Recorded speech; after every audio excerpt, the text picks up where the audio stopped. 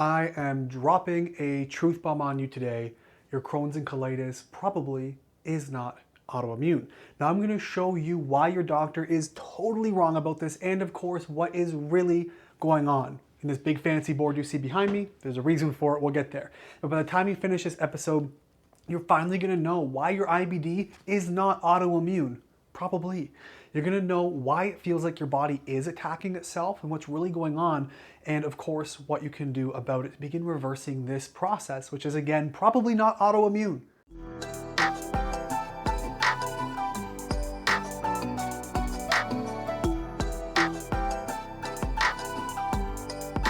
Now, if you don't know me, my name is Josh Deck. I'm an IBD specialist, medical lecturer, and physician's consultant for Crohn's and colitis and severe IBS. And my team and I, we've now helped hundreds of people reverse their bowel disease. Because as it turns out, your doctor and frankly, the entire system is wrong. Let's dive right into it. I want you to consider for a moment what this would mean to you and what it would mean to your IBD, your Crohn's and colitis, or even severe IBS, or the condition you're going through. What would it mean if it was not autoimmune? All of a sudden it would open up these doors of hope. You wouldn't be this can't do anything about it situation. It wouldn't be no matter what you do, you're going to be in pain. It wouldn't be this endless thing that you're dealing with till the end of time that you can just simply manage with drugs and hope for the best. It would actually open up the door and say, wait a minute, maybe this can actually be fixed. Just like any other common illness has a root cause, it can be fixed. So let's consider what would happen. Here's what I want to do. I want to go through this big chart in the back here that I promised you. It's not as complicated as it looks, I promise you that. If you're listening on the podcast, I'll walk you through it. Don't worry about it. But here's the thing. We're going to go through these antibodies really quick. And I'm going to talk about some of the most common causes for these antibodies. Now what you see on the left here, these are just the 8 or 9 most common antibodies that are associated with IBD. And over here for Crohn's, these are the percentages that you'll see oftentimes with Crohn's, what percentage of Crohn's patients have them, and this is for colitis. So you can see here, in Crohn's, there's a lot higher prevalence of antibodies, 55%, 60 and 70%, some 20s and 40s. There's a lot more antibody activity in Crohn's disease, which I look at as just being worsened colitis, because instead of just being your colon, it's mouth to anus, it's everything. Now on the other hand, in colitis, we're seeing one major antibody 60 to 70% of the time. And the rest are very seldom, if ever. So if you have colitis, there's a far lesser chance you have any autoimmunity at all, and that's any antibodies whatsoever. And if you have Crohn's disease, there's a medium chance, about 50% chance there's some antibodies. But just because you have antibodies, it does not mean it is autoimmune. Antibodies are typically thought to say, well, your body's attacking itself. This is why those antibodies exist. There's nothing you can do. But take a look at this for a moment. On the far side here, what I've done is I put up some of the major players that contribute to inflammatory bowel disease. Now I'm not talking about the cause. If you have H. pylori, you get bowel disease. That's not what I'm saying. There are a lot of root causes, but think about it like your body filling up like a cup. When that cup overflows, we have disease. So imagine you have dysbiosis. We all do. This is why the Western world, let's say North America, being less than 5% of the global population, has 50% or more of the world's cases of bowel disease. When 5% has 50%, there's a problem. And so what we have to look at here, what are some of the common things that we see in our society and in IBD clients or patients who are dealing with this disease? Number one, high stress lifestyle. Go, go, go. News, media, social media, work, finances, elections. There's so much that go on that cause stress. Going to the grocery store, trying to find non-toxic food to buy. These are all micro stressors, but they don't stop. Even your work schedule, getting up at the crack of dawn with your alarm before the sun, is a biological stress. There was actually an article that classified it as biological torture. So there is much to it. Looking at microbes, H. pylori, parasites, candida, even E. coli, salmonella, Epstein-Barr, I should have put CMV or cytomegalovirus. We see these as big drivers of bowel disease that contribute to your cup filling up and then overflowing, leading to these problems. We also see long-term NSAID use. We've seen this with Dr. Andrew Weil. He's one of the top leading, most famous functional medicine physicians, one of the OGs, and he actually gave himself bloody bowels with using way too much ibuprofen. Prime example, because they destroy your gut and gut bacteria. Antibiotic usage, or C. diff, which many of you have had, can lead to bleeding of the bowels, which can get to a diagnosis of colitis or Crohn's disease. right? Certain medication use can cause these antibodies. So everything I just listed not only can cause IBD, but they can cause the antibodies. Now you might be going, Josh, but if I have the antibodies and the IBD causes, isn't that my body attacking itself? No. If you have high stress, it can produce antibodies just because your body's doing it. It's not attacking you. If you have microbes like Candida, H. pylori, parasites, E. coli, Salmonella, C. diff, EBV or CMV, that's Epstein-Barr, or cytomegalovirus, or many others that you have in the way of infectious microbes, your body will be attacking them to get them out of your body, and your own tissues are simply caught in the crossfire, which means your body isn't attacking itself, therefore it is not auto, meaning self. It is not autoimmune. It is just immune. It is just your immune response is firing, which means the vast majority of these, I showed you this chart last week. This one here talks about all these yellow boxes. These are the common antibodies here you see. These are the same ones up top and their percentages. And then in these yellow boxes, these are some of the main root causes. What else can cause these same antibodies? So is your body attacking itself or not? We've already established probably not, but look at this. Mesalamine can cause anti-pancreas antibody. Huh, weird. So your body's not actually attacking itself, it's reacting to the mesalamine, which is used to treat IBD. Antibiotics, right? We can see that causing some of these as well. E. coli, we talked about that. Methotrexate, Imuran, both drugs that we see used to treat IBD. 55% of Crohn's patients have that. What's a common one they use in Crohn's? Methotrexate or Imuran. Looking at these, we can see that there's so much more that causes it. Let's look at ASCA, another very common one in Crohn's disease. Well, guess what? Your biologics, infliximab humira, can cause this antibody. So if you're going in for treatment, how do you know your body is actually attacking itself? We're going to talk about some of the most common causes of inflammation, because we know if your body's not attacking itself, it's attacking your microbes. And what I'm going to do now is go through with you in the 300 plus cases my team and I have helped reverse. I'm going to show you the most common causes that we see. And these common causes I'm going to write are the same ones that can drive IBD and the same ones that can create these antibodies. So I'm now showing you the exact crossovers of what we actually see in our clients that we're fixing and reversing because they're not autoimmune, and the bowel disease condition you're dealing with. So the first one, we're going to talk about bacteria. There are some really common bacteria that we'll see driving these problems. Now I actually got a little list of them here that we wrote. I'm just going to put bacteria, yeast, I'm going to put fungi as well, and even parasites. I'm going to put these all on the same list. The reason I'm doing that is because they're all microbes. And when microbes get into the body in a place they should not be, we're having an issue. Now last week, if you haven't seen the episode, make sure you go back on either in the playlist and check for that. We talked about inherited dysbiosis. So assuming great-great-grandma had 1,000 microbes, right? Before pesticides and environmental toxins and chemicals were introduced into our body, into our world, up to 100,000, give or take, in the last 100 years, most to our food supply. So if great-grandma had 1,000 microbes before that, a little bit got introduced, well, guess what? Grandma gets 800. And guess what? We have more chemicals introduced. We're into the early mid-1900s now, and grandma gives you 600. Who gives your mom, say, 400 now in, say, the 70s. And then here we are, if you're around my age, 80s, 90s baby, you're given 200 microbes because there's more chemicals and toxins killing them off. You have inherited dysbiosis simply due to the environment, which means your defenses are low, which means the microbes, the infectious guys we don't want in the body, get in the body. And now they start causing issues. So some of the really common ones that we end up seeing here, we're going to see big overgrowths of Candida. We also see a fair bit of E. coli, and I'm going to put Salmonella. Now these can be food poisonings you might get as a short-term, one-time thing that offsets your entire system and that never recovered, or you took antibiotics for it and it never recovered. It's a combination of a lot of things. Okay, we can also see a couple really nasty ones. We see some bacteria called Klebsiella. Your doctor might even test for Pseudomonas or something called Citrobacter. I'm just putting these on the board here so you guys can really dive into these and look at them on your own. I'm not going to go into huge detail, but common things like even H. pylori. These are just really common microbes, either yeast or bacterium, that we see causing some of these problems leading towards IBD. On the other hand, we also see a very common set of parasites. So there's some called D. fragilis, it's Dientamoeba fragilis. We see E. histo or Entamoeba histolytica. We'll see a lot of these guys kind of coming in, causing problems. A common one we see in adults and even babies is Giardia. Great example. I was talking to a woman in Trinidad. Now, it's not just third world stuff that may have these issues. We see them all over the place. I was talking to a woman. She had a little girl, 2 daughters, who went to daycare. One went to daycare, within a couple of days, came back, got diarrhea from another baby who had diarrhea.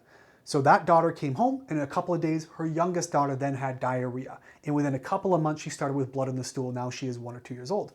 Well, guess what? Giardia is a prime place to travel, causing diarrhea in babies, which get in the air, in the bathrooms, on hands, even if you wash, and it can pass from baby to baby. We also see them in adults. Other common ones we see is something called blastocystis hominis. These are some really common and really nasty microbes or parasites that will get into the system, and your body will be reacting and fighting them off. Now, I had a client of mine who came in. She was actually working with Curtis, one of our team leads here, and she was working with him. She had 8 parasite tests for all these guys, all the different parasites. In fact, there's about 1,400 different types of parasites that can infect humans. She had 8 parasite tests done over about 5 years, all negative. And guess what? When she was through the program, she's pooping out 3 and 4 foot worms, like anacondas of the colon. So they're in there, even though you may not test. They're a very common cause. And they can cause these antibodies that we were just talking about. So just because your doctor says they're not there, says they don't exist, doesn't mean they aren't. And that's just a quick overview. Now, some other common things we see that cause IBD that also cause your antibodies to further prove it's not autoimmune. Look at pesticides. Direct or indirectly can cause shutdown in the liver or the pancreas, which can lead to things like anti-pancreas antibody, one of the top 9 and 10 antibodies we see with IBD. Heavy metals, mercury, aluminum, very pervasive. Even still in the dental industry, the dental world, we see a lot of mercury fillings or amalgam, silver fillings rather, being used, but they're mercury based. When you talk on your cell phone, that actually heats up and creates mercury vapor. Every time you brush your teeth, drink something hot, go to the dentist and drill it. That gets into the system, and it's a prime area to cause dysbiosis, which creates bacteria in your gut that overgrow in a bad way. It lets parasites in. Same with mold. 70%, there's a big nasty number, 70% of all US homes have a mold problem. And at least 44% of the population is prone to mold infections. So if we got 70% of US homes having a mold issue, 60% of all North Americans complain of having some kind of gut issue, and 60% have a chronic disease of some kind, adults, and they're less than 5% of the globe, but they have 50% of the world's population of bowel disease. Do you think maybe that 70% number correlates nicely in there to say maybe mold is a major driver for bowel disease? It's something we have to look at. We talked about bacteria, your E. coli, Pseudomonas, etc. They can cause these same antibodies we talked about earlier. Viral infections, enteroviruses, EBV or CMV can drive that. And many IBD-specific antibodies that we're talking about here, these are the top 9 and 10 that we see that your doctor may even measure. They specifically target microbial components like yeast and bacteria and their byproducts. They're well known to do that. So why are we saying most of you have never even been tested for antibodies, ever? We're just assuming you have this disease, therefore it's autoimmune, but we just showed you it's probably not. So is your body actually attacking itself? Well, no. Think about what happens. If I step on a nail and it goes through my foot, what happens? If I leave it in there, it's going to get infected. Do I have autoimmune handyitis? No. My body is attacking the nail and the microbes and things it brought into that hand or that foot. Therefore, I don't have an autoimmune disease in my hand or my foot.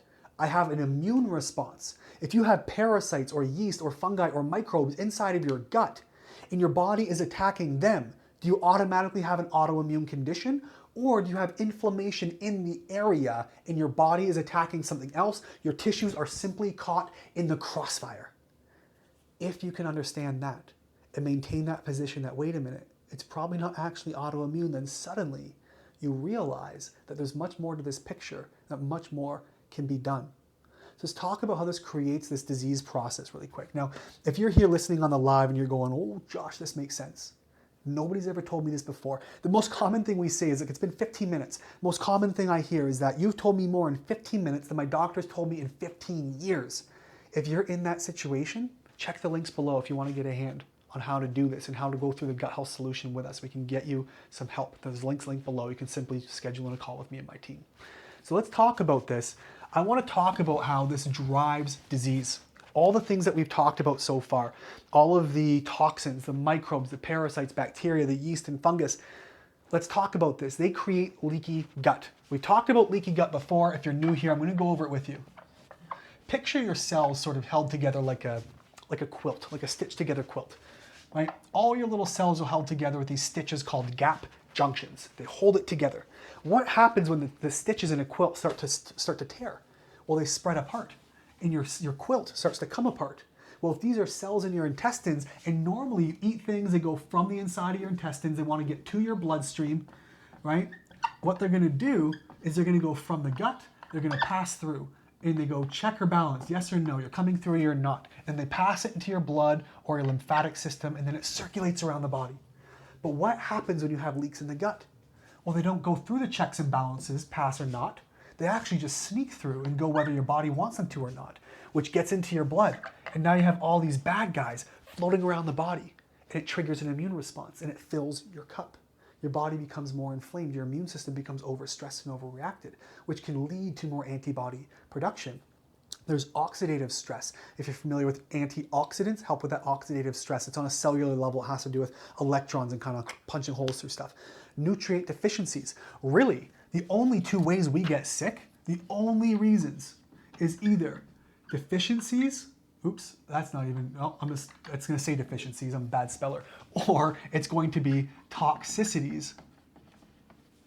It's deficiencies or toxicities. So we either are low on nutrients or we are toxic because something's causing a problem. Those toxins might be microbes passing through and creating problems. It might be pesticides, it might be heavy metals, it might be mold, it might be medications getting into the system and causing problems. Or your body is deficient in vital nutrients that it needs to rebuild itself. It's either deficiencies or toxicities, and these are the only two reasons we get sick. And so, if your body is under a lot of stress, it can create what's called mitochondrial dysfunction as well. On a cellular level, your body can't help itself. It can't create the energy. It can't detoxify and clean out the cells that are all now getting leaks in them and causing damage. And it's going to fill up your detox and drainage systems. So your body's going to be junked up. So you can't actually get rid of the garbage. Detoxing is collecting the trash. Drainage is bringing it out to the curb. If you are not draining, you're not actually getting anything anywhere. It's just storing inside your tissues, leading to more toxicity. So here's what happens. You get this leaky gut. Let's use your body, right? It's a cup. And so you get leaky gut. That adds toxins into the body, and you start to fill up. You get pesticide exposure, mold exposure. You get parasites, microbes, medication, and your cup starts to fill, adds stress, etc. And guess what? Now you've overflowed. And now we have disease. And this is how your body and your immune system begin to overreact. And this leads to antibody production. But just because you're toxic doesn't mean your body's attacking itself. It could just be creating antibodies or immune reactions all over the body at the same time that lead to antibody production, perhaps from other reasons, not your body attacking itself. In fact, we established right off the get-go that there is a 50% chance, give or take with Crohn's disease, that you have any antibodies at all. 60 to 70% chance you have them if you have Crohn's or ulcerative colitis. There's only one of them, and that same antibody, I even got it here, medication, stress, bacteria, inflammation, other diseases can cause those same antibodies. So it's more likely you are not autoimmune above all else, far beyond it being a regular inflammatory condition, which means more can be done and you're not stuck with this. It doesn't have to be that way. And so here's sort of how this happens. Let's assume you're healthy. So the last one I want to get you there, I want you to really understand this. Let's go through my autoimmune or my IBD ladder, we're going to call it, okay? You got 4 rungs of the ladder. We're going to do some zigzag here. You start here and you have a healthy gut, no problems. What happens? A little microbe gets in. Some people jump rungs, some people skip ahead or go faster, but this is how things progress. You're healthy, got a healthy gut, healthy body. Something comes in, one of the toxins, E. coli, parasites, candida, heavy metals, pesticides, etc. They get into the body, and now you've got IBS. Suddenly you got this syndrome, your gut's a little bit wonky. Could last a couple of days, weeks, months, or even years till it progresses to the next ladder. What happens then? Well, now you jump up, you go from IBS, and your body progresses till you get IBD. Now you're in the IBD category. Well, it looks like one of two things. It's either colitis or ulcerative colitis, or it's Crohn's. Now, colitis is just the colon. Crohn's is everything mouth to anus, so I say one is worse than the other. But you can have these long before antibodies actually show up. But then let's assume antibodies do show up. Now you have autoimmune low, or called autoimmune minor, and autoimmune major. You can have really heavy antibodies and really heavy autoimmune reactions and multiple autoimmune reactions, or very small, just starting out in the autoimmune space. And even then, that can be reversed all the way back down the ladder. We've even seen conditions in cases where full heavy autoimmune diseases, like several people get 3, 4, 5, 7, 10 autoimmune diseases out of the 100 or so we can get as humans, and they can reverse all the way back down. It's happened before. An autoimmune condition is not a death sentence. And so what am I saying in all of this? Number one, your IBD is probably not actually autoimmune. There is a far better chance that it is not autoimmune than it actually is. Second to that, if it is truly autoimmune, there's still a chance for reversal. It's not this lifelong, nothing you can do about it condition. It's not desolate. So much more can be done. And it's very, very easy oftentimes to do. And the way we do that is we have to get to your root cause. Figure out what are the things, what are the infectious microbes, the toxicities, what is filling your glass. If we can do that and remove them in the right way, we can promote heavy drainage and start on the 5 R's of reversal. The first being remove the problem, remove the microbes, remove the toxins, remove whatever is causing your body to react. There's a very simple way to do that. Me and my team are going to reach out. We'll have a conversation. I'll pop on a call with you this week, next week, whenever we have time. I know we got a bit of a wait list now, but we'll have a conversation and talk about the gut health solution. What is it? What does it look like? How does it work? What are your root causes? How can this actually be reversed? Because the truth is it can be. You don't have to be stuck with it, and your doctor is wrong. There's a reason we're now teaching them this stuff. We're teaching doctors all over the country, all over North America, now some in Europe, that there's a different way to see IBD, and so much more can be done. The only reason you're inflamed is because your body is trying to heal you. We just have to ask what from. That's all we got for you guys for tonight. Thanks so much for coming. We're going to see you next time.